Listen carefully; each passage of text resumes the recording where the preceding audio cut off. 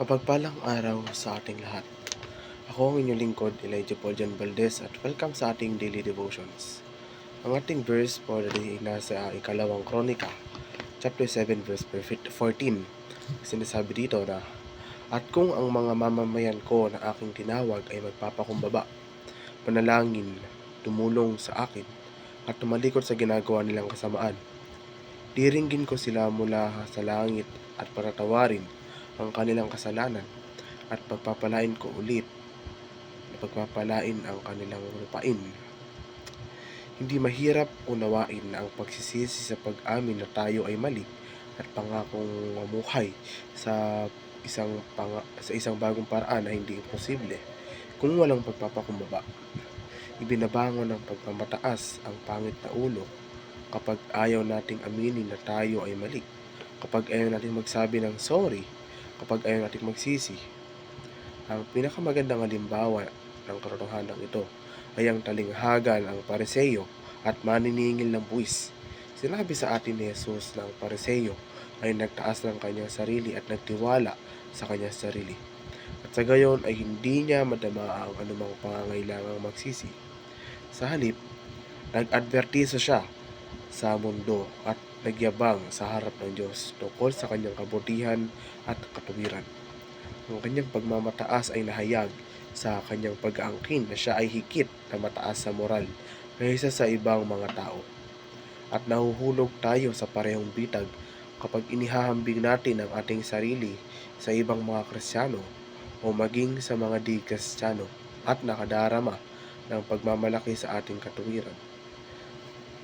Gayunpaman, ang maniningil ng buwis ay tunay na nagpakumbaba at sinabi ni Jesus ang mapagpakumbaba ay itataas. Tulad ni Apostol Pablo sa Roma chapter 7 verse 24. Nakadama siya ng kahabag-habag na presensya ng Diyos at ipinahayag niya ang kahabag-habag na iyon sa pagsisisi, sa paghiling sa Diyos na maging maawain sa kanya bilang isang makasalanan. Nakita natin ang parehong koneksyon sa pagitan ng pagpapakumbaba at pagsisisi sa talinghaga ng alikbuhang anak. Ipinakita ng nakababatang anak ang kanyang kababaang loob at sa pagtatapat ng kanyang kasalanan at sa pagdakila na hindi siya karapat-dapat na maging anak ng kanyang ama. Ang tunay na kababaang loob ay umiiral kapag nadama natin na tayo ang pinuno ng mga makasalanan. Kapag nakikita natin ang paghihimagsik at pagmamatuwid sa sarili sa ating mga puso at bumaling sa Diyos kay Hesukristo sa paglilinis at kapatawaran. Ang tunay na pagsisisi ay ang pagbabago ng isip para sa ikabubuti. Ito ay hindi lamang pagtalikod sa kasalanan, ngunit upang baguhin ang iyong saloobin dito at ang iyong pagmamahal para dito.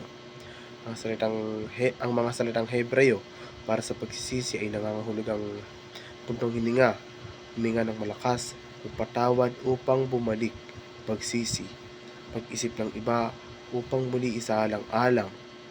Ang salitang Griego ay nangangahulugang baguhin ang isip para sa mas mabuting moral upang baguhin ang saloobin sa kasalanan. Sa Mateo chapter 3 verse 8, sinabi sa atin ni Jesus na pagbunga ng kaayon ng pagsisisi. Hayaang patunayan ng iyong buhay ang pagbabago sa inyong puso. Ang tunay na pagsisisi ay nagdudulot ng bunga ng pagsisisi.